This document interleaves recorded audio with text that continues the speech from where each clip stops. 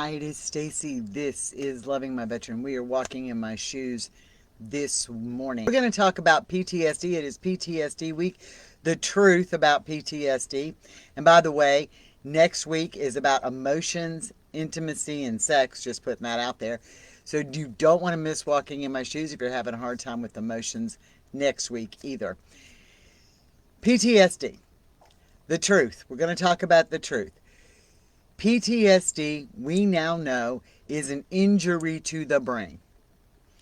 So for a veteran, it is a war injury. So what happens if your veteran came home from war missing a limb? Would you make accommodations? What happened if your veteran came home with an injury that you could see? Would you have more compassion? If your veteran came home paralyzed, would things be different? Well, yeah, there'd be a lot of different things going on. One, you'd have training in how to take care of them. We lack that. We know that. We lack that part. We lack training. It doesn't happen. We lack that. We don't have support. If you have a veteran that came home with a significant physical injury, you'd probably have home health there. You'd probably have somebody to take something off of your plate. We don't have that. We don't have that. And so, as a result, we build up resentment because they don't look injured. They don't look like there's anything wrong. They hold it together in public or around other people. They don't want that PTSD person to show up at the party. And it happens. It happens.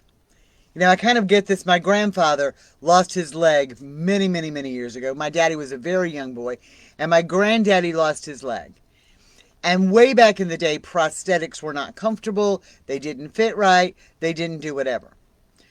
When my mom and daddy got married, my granddaddy wanted to wear his prosthetic instead of being on his crutches. Good morning, Shannon. Instead of being on his crutches.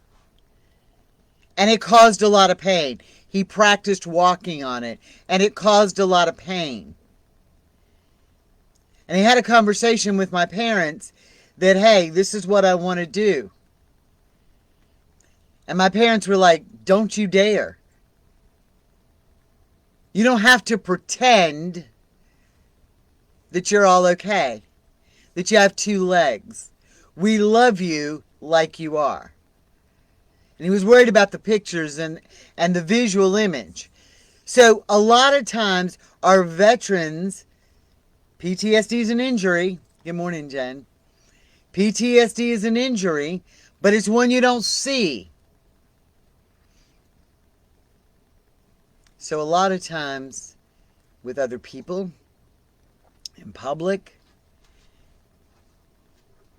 getting out and about, they have to push all that to the side because they want to appear normal. They want to appear normal. And then it's not normal in our house. And so we build up this resentment because, hey, they can go out and be normal.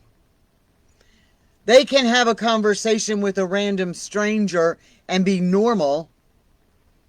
But when they come home, the PTSD demon is in full force.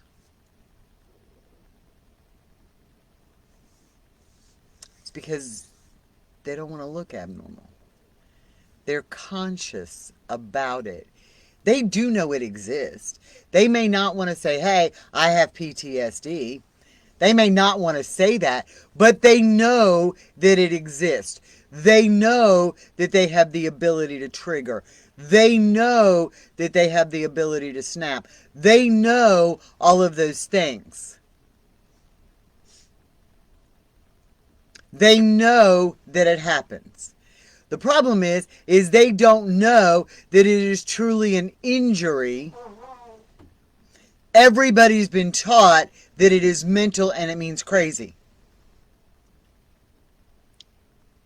I've been around my veteran twice, 3 times, 4 times, God knows how many times. But 2 times in public, I really remember the public side of when he was triggered by a sound. One was a tire exploding, and he was with another veteran in a car lot. It was just, I didn't know the guy, and both of them hit the ground. And when it was over, both of them were embarrassed by their action.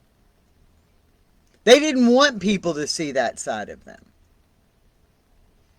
And one, we were in a public place, and we were sitting on 2 ATVs, and one backfired right by his head. And he nutted up. It was instinctive. But when it was over, he went and apologized to the people that were with us because he was embarrassed. We have to remember that PTSD is an injury. And yeah, they can put on this great face sometimes out in public. And they don't do it so well when they're home. I remember reading an article about Tunnel to Towers members, people who get houses from Tunnel to Towers. And I love Tunnel to Towers. It's one of the greatest organizations out there. But one of the comments in this thing where people were saying, why do the veterans with prosthetics need handicap accessible homes? Because for most people, good morning, Kimberly, for most people, wearing a prosthetic is painful. So when you're home, they take them off and they're in their wheelchair maybe. It's kind of like the times, women are, I'm just going to throw that out there, but like women get home from being in public and we want to come home, put on something comfy and take our bra off. Okay, that's just what happens. It's that way in the prosthetic world too. So this injury they have, we don't see it. This injury we have is not a visual reminder. And on good days and good moments, and we see them functioning in public, and we see them doing these things, we forget sometimes that PTSD is a physical injury. We don't get help. Physical injury, they're going to go through a little rehab, and you're going to get help. You're going to learn how to transfer them. You're going to learn how to do whatever. If they're on a feeding tube, you're going to learn how to change that. If their wounds need to be dressed, you're going to learn how to do that. What do we get? We get a veteran with PTSD. Here they are. This is what they're going to experience. You figure it the fuck out. That's what happens. And that's the truth about where we are. And so people don't get why we feel the way we feel. And we build up resentment. The problem is we're building resentment up to our veteran when we need to build resentment up to the people who need to get it. Why haven't you trained me? Why haven't you taught me? Why haven't you talked about this? Why can't we be honest? Why are you people saying they're all crazy? Why are we not addressing the real issues? Why didn't you give me some coping skills? We get resentment built up and we're taking it out, the resentment on the veteran when the veteran has an injury. Now, I'm not saying they don't act like assholes because they do and they can. But the veteran has an injury. They didn't ask for that. Again, when they signed up, they didn't say, gonna serve and protect my country, gonna shoot lots of guns. Oh, and by the way, I'm gonna come home with PTSD all effed up. Thank you, that's what I want. Make sure you give me the PTSD in a double dose. They didn't ask for that injury. just like we didn't answer an ad when we started dating them that says, hey, looking for a woman who wants to live with somebody fucked up who can deal with anger and outburst and rage and shutting down and pushing away and saying hateful things. We didn't answer that ad either. Nobody answered that part. I mean, we didn't all volunteer and say, yep, that sounds just like the kind of person I'm going to spend my life with. Somebody's going to leave me in tears 90% of the time. We didn't sign up for that. But when we get the truth in our head and we start to grasp it and understand it and realize the truths behind it, PTSD is an injury. No different than an injury that we can physically see. It's an injury. And if people make accommodations for injured people with physical outside injuries, why can't we make accommodations for people with injuries we don't see? Take, for example, if your veteran came home injured, or your veteran was in a wheelchair, and you have 3 steps to get up in your house, are you going to leave the 3 steps there and look at your veteran and get him as far as the front door and say, have fun figuring out how the hell you get up here, enjoy? No. Accommodations are going to be made to get the wheelchair in the house. Right? I mean, that's going to happen.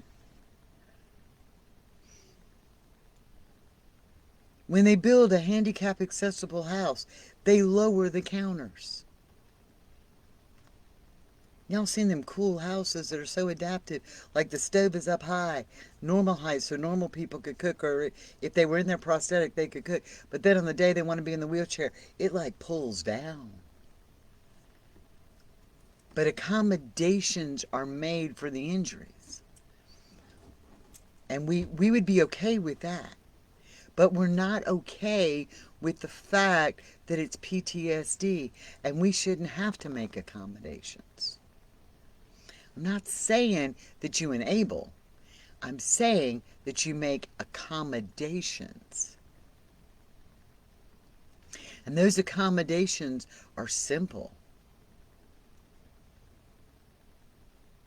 We have to learn their mindset. You have to be clear and concise in your conversation. 1 or 2 things. Let them process it. Don't demand more. They can't give you that. Ask for what you want. They're not a mind reader.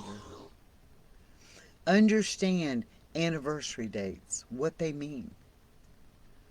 Understand triggers and what they mean. Understand that those triggers may come out of nowhere, and don't freaking take it personally. It's been described, and we talked about it even last night with another veteran on, that for a veteran with PTSD, it's like this constant movie that plays in the back of their head. Right? It's on a constant loop. The volume may not always be turned up. The images may not always be clear, but it's this little bit of annoying noise in a movie that's on a loop in the back of their head. Somewhere back in their mind. It's this little bit that just keeps going. A sight, a sound, a smell, a date, a feeling. All of these things can bring it back to life. An image can pop it right back. Now the movie's not so quiet anymore. The movie's now in the front of their head. The movie's now loud. The movie's now screaming. The movie is now paralyzing. And they're triggered. And it may not be anything we did. Hell, it may be something we did. It may be not intentionally. I mean, I don't think anybody intentionally wants to go out and trigger their veteran. If you do, you're the one who needs serious help. We spoke to a guy, probably a year or so ago, that was up at the campground when we were up near Atlanta, and he was staying in a tent because he had to get away. This is the most screwed up thing I've ever heard. He worked for a grocery store. He was the produce manager, had been there for years. They brought in a female management staff, and she said to this guy, I don't want you here. And she says, I understand you have PTSD, and I'm going to use it to get you fired. And while he was doing produce, she would walk in behind him and slam things on the floor to watch him hit the floor. She would intentionally create bangs randomly to watch him hit the floor to trigger him. So I don't think really like any of us want to go and intentionally trigger our veterans. It's not something we really want to do. But there are screwed up people in this world who will do that. She thought it was funny. And then she could report because he had to walk away. Right? Because when it happened and he got on the floor and she's yelling at him. Right? And she's yelling at him continuously. You need to get up and do your job. And just keep fueling that trigger. And he would take a break when he got a moment and walk outside and get his head together. Her reports to the corporate office were he often left his job to go outside.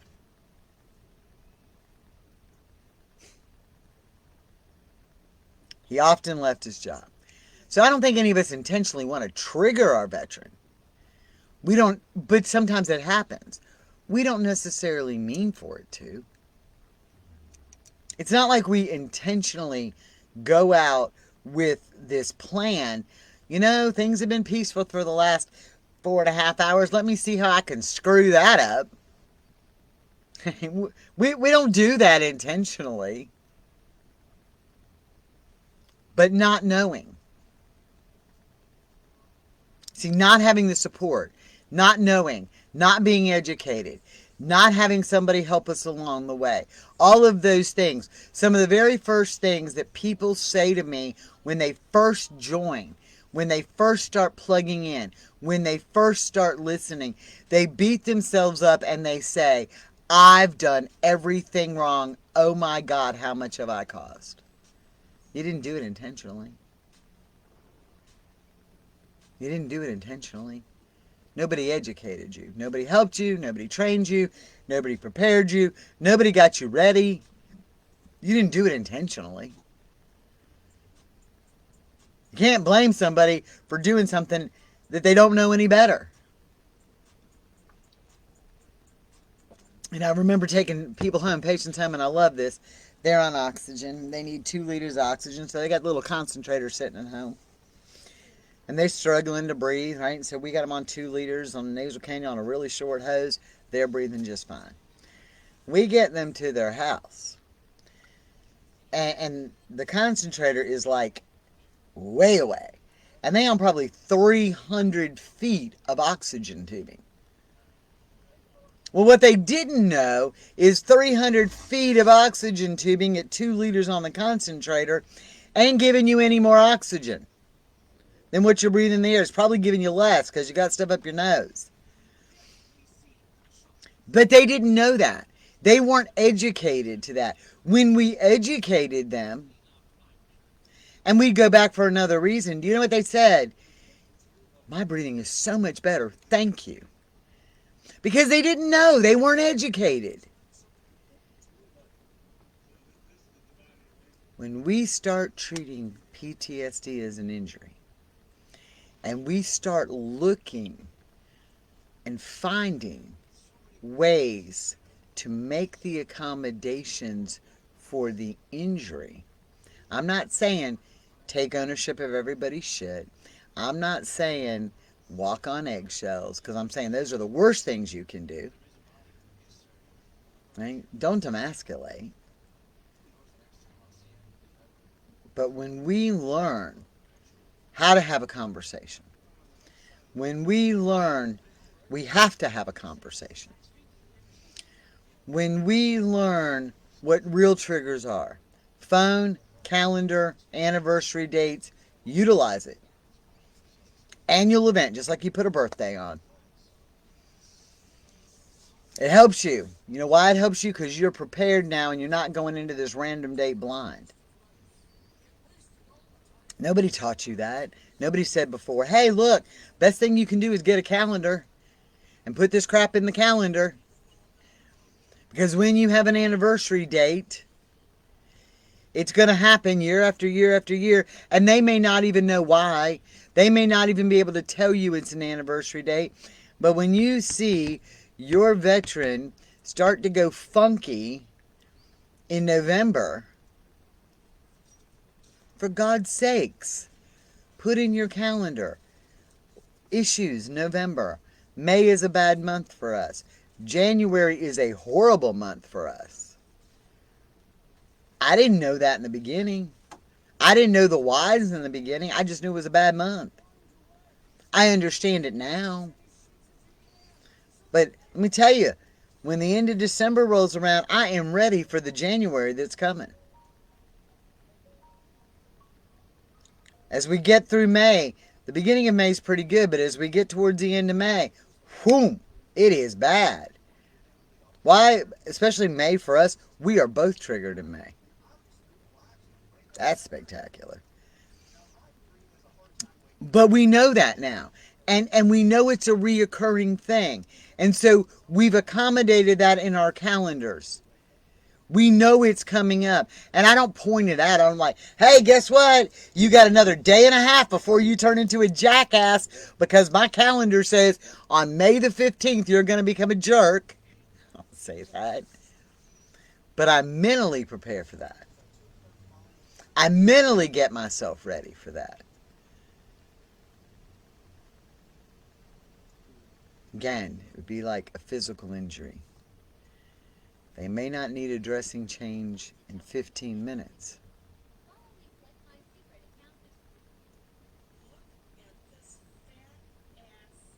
It may not be a dressing change in 15 minutes. But you're eventually going to have to do a dressing change, so you got to have the stuff.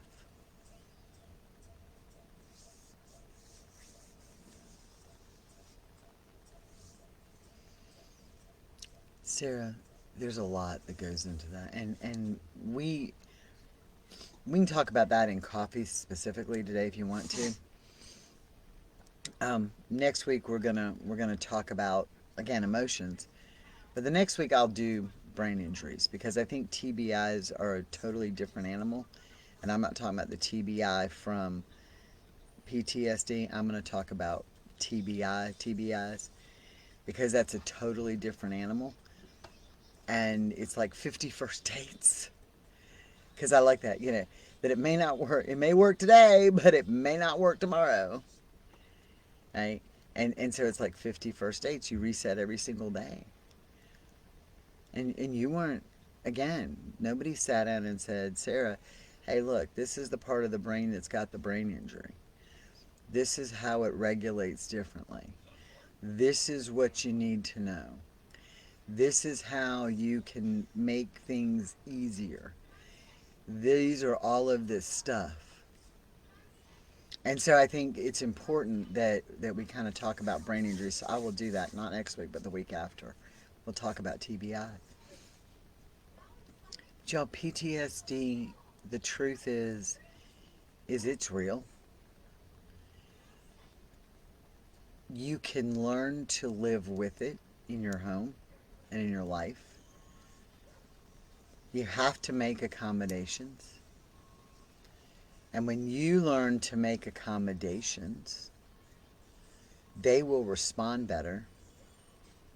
And so that definitely helps. That definitely helps because of the better response.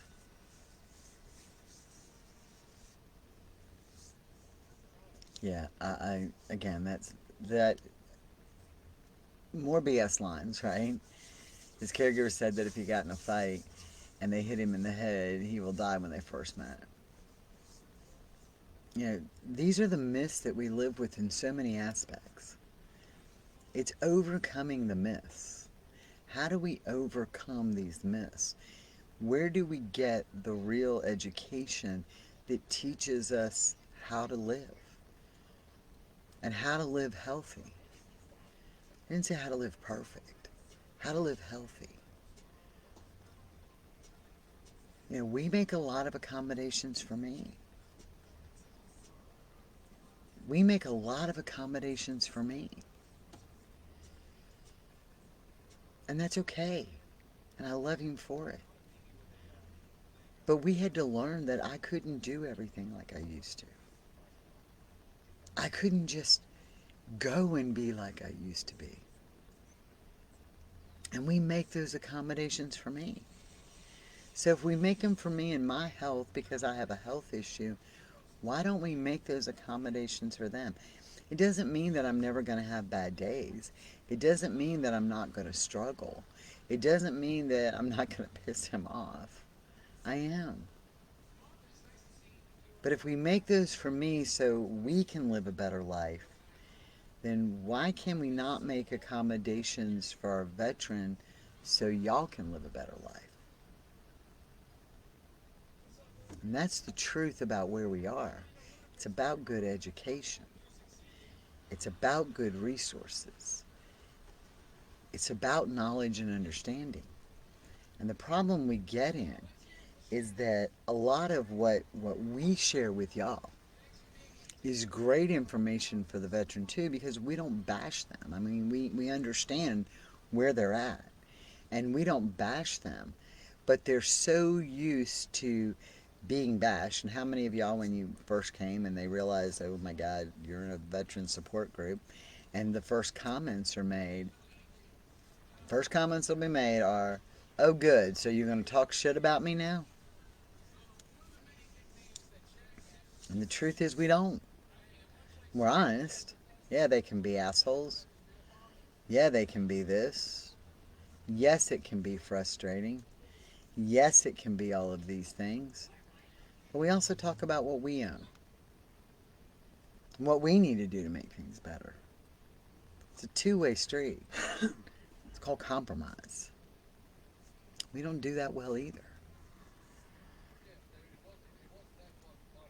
We're going to talk more about PTSD, and tomorrow we're going to talk about what we can do in our homes and in our lives to start to make some accommodations without enabling. Big one. Make some accommodations to let things be better. We're going to build the wheelchair ramp to get up the 3 steps. That's what we're going to talk about tomorrow. I'm going to get off of here. Don't forget, in half an hour, we have Coffee Chat. Link is on our website. Actually, I think I posted the link in the group. Join us for some coffee and conversation. Talk about anything you want. Talk about our frustrations, whatever. It's not like this massive preaching educational says. Just talk. That's what we're here for. People who are going through things need sometimes a place to vent that's safe. And that's what that's about. We have that coming up. Boot camp next week is on communication. Next Tuesday night, communication. If you're having problems communicating, that is where to go. Boot camp. So you can learn to communicate a little bit. That is next week. I think we're pretty much wrapped up with those things. Sent out newsletters. I will do another one by Monday. So lots of stuff coming up. We got Stacy really diving into Melflequin. By Monday, we're going to have a clear plan for y'all on where to go. She's got a link tree. Y'all, please, you want to know what's going on. Best way to do that is just get on that link tree, and it'll tell you every time we do an update, a blog, she's working through that. So make sure that you sign up for that. Newsletters. Stay plugged in. If you don't get plugged in, things are never going to change. You are just here to bitch. Don't be here to bitch. Be here to be the catalyst for change. Be here to be the catalyst for change. Because if you don't do something different, you're still going to be where you were a year ago, 6 months, you're going to be there forever. You've got to make that catalyst and that decision to change. Anyway, I'm going to get off of here. Don't forget we have a donation page set up. Just PayPal. We have to fund this thing somehow or another. So if we, $1, $2, doesn't matter how small, we got all these people. If everybody gave $1 or $2, we'd be able to fund a lot of what we do here. We no longer are charging for classes. We will never do that again. So just make sure that if you find some extra change laying around, you can do it by PayPal. Link is at the top of the page, I think is where we have it. But it's at Loving My Veteran. And it is all tax deductible. If you need tax stuff, let me know, and I can take care of that for you. No, not at my PayPal at Loving My Veteran. There's also a link, I think, on our website. I'm going to get off of here. I am Stacy. This has been Walking in My Shoes. We are Loving My Veteran.